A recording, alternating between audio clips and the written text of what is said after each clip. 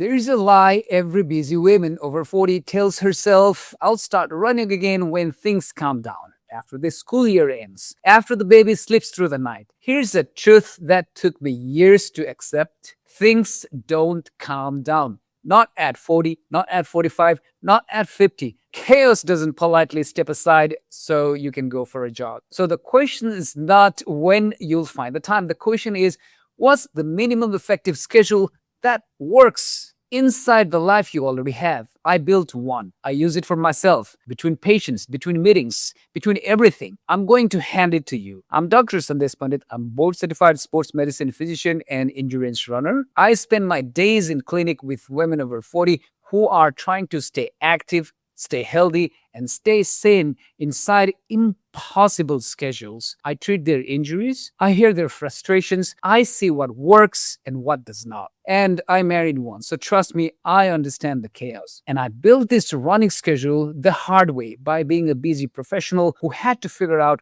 where running fits when your calendar looks like a war zone. What's actually stopping women over 40 running consistently? Time constraints are the number one cited barrier across all major study of midlife women.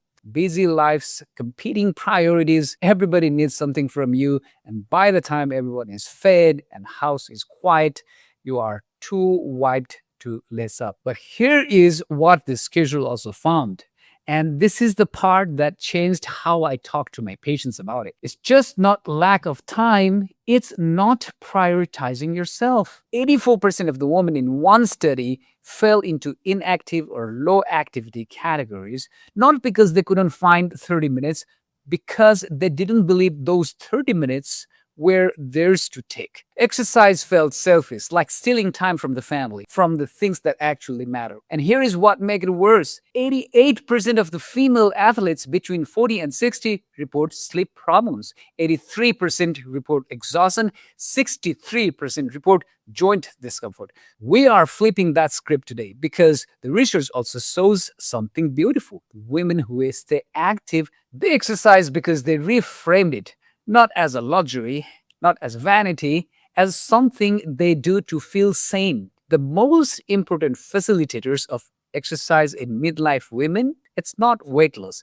mental health benefits and social connection. That's what keep women running. Not the finish line, the feeling. Let's kill the myth that you need to run 5 or 6 days a week to get real benefits. You don't. A landmark study of over 55,000 adults found that runners had 30% lower all-cause mortality and 45% lower cardiovascular mortality compared to non-runners. That's a 3-year life expectancy benefit just from running. The benefits were similar across all levels of running: time, distance, and frequency. The person running 5 days a week didn't dramatically get more benefit than person running 2 to 3 days. Even 5 to 10 minutes of daily running at slow speed reduced the risk of death from all-cause mortality and cardiovascular disease. 5 minutes, that's shorter than your morning coffee routine. The American Heart Association says 3 days per week of vigorous intensity exercise is sufficient for cardiovascular fitness. That translates to as little as 75 minutes a week of running. 25 minutes, 3 times, that's it. And for the moms thinking, I can only run on the weekends, the research has you covered too. A 2025 study confirmed that training just 2 sessions per week was not inferior to 4 sessions per week for improving a VO2 max, as long as the intensity and the volume were matched.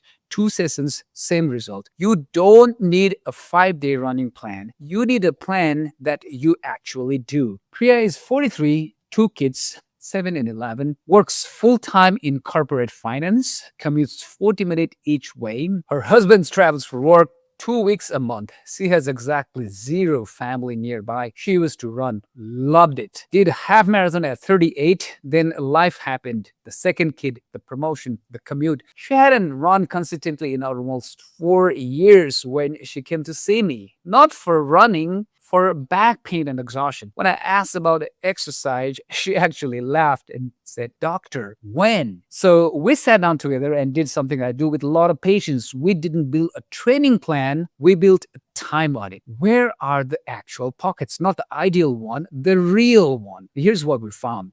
Thursday and Tuesday, her kids had after school activities from 3:30 to 5. She was just sitting in her car, still thinking about her work, family, the past, and the future, and sometimes catching up with friends on Facebook. That was two 30 minutes windows right there. Saturday mornings, her husband was home. That was about 45 minutes window. So three sessions, two short, one longer, total about 100 minutes a week. We started there. Two short runs during the week, nothing heroic, just get out of the door.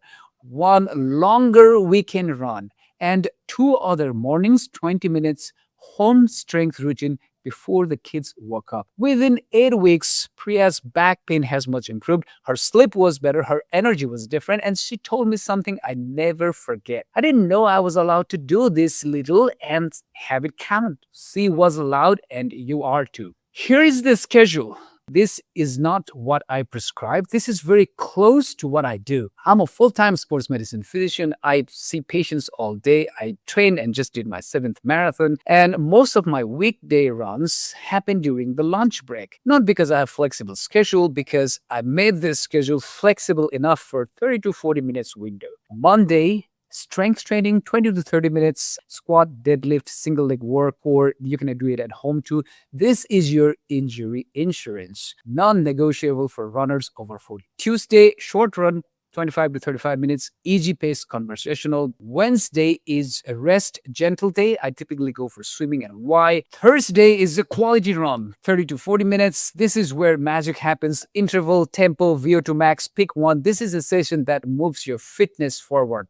Not long, intense. Friday is a strength work again, 20 to 30 minutes. Same structure as Monday, your book ending your running week with a scaffolding that keeps your body intact. Saturday is a long run day, 45 to 60 minutes. Your weekend run, the one that you breathe, think, process the week, remember who you are outside the work and motherhood. Sunday, rest, full stop. That's 4 runs, 2 strength sessions, and 2 rest day. Total running time about 2 to 2.5 hours. Total strength about 1 hour. Total weekly investment in your health roughly 3.5 hours. Out of 168 hours in a week, that's 2% of your time. If Priya can find it in a car seat during after school activities, see if we can find it too. AAA smoothie recipes in the description, free, buy gift. Takes 5 minutes. It's what I grab after the lunch break runs. Now, here is the part nobody talks about. Building the schedule is the easy part. Protecting it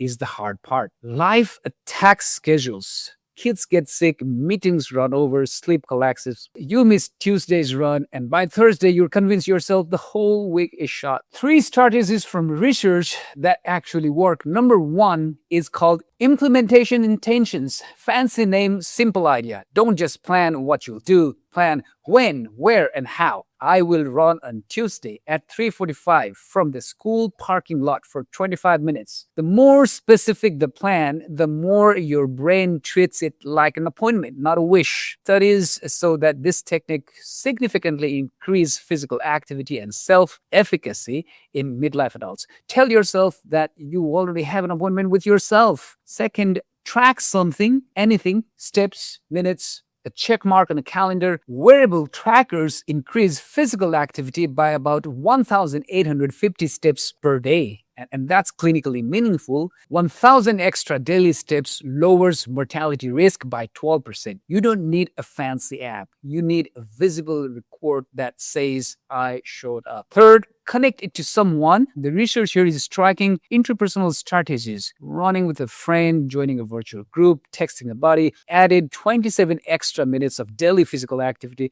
compared to solo goal setting. And that effect lasted 12 months. Solo willpower sometimes can fade. Social accountability sticks. Find your person, find your group, even if it's virtual. It's small enough to protect and consistent enough to compound. You're not trying to train like an elite. You're not sacrificing your family, your career, your sleep. You are carving out 2% of your week saying, this is mine. This keeps me running. This keeps me sane. This keeps me strong enough to carry everything else. That's not selfish. That's structural. You are the load-bearing wall of your family And load bearing walls need maintenance too. I run between patients not because I have more time than you, because I decided a long time ago that running is how I stay capable of doing everything else. And the busiest women I know, they don't find time. They made it in car seats, in lunch break, at 5 a.m. before the house wakes up, in 20 minutes pocket that nobody else would have noticed. The schedule is the easy part. The decision that you are worth the schedule, that's the part changes everything. You and I both know things don't come down. We just get smarter about the chaos. I'm Dr. Sandesh Pandit. This is your channel for running after 40, and I'll see you in the next one. Keep running for life.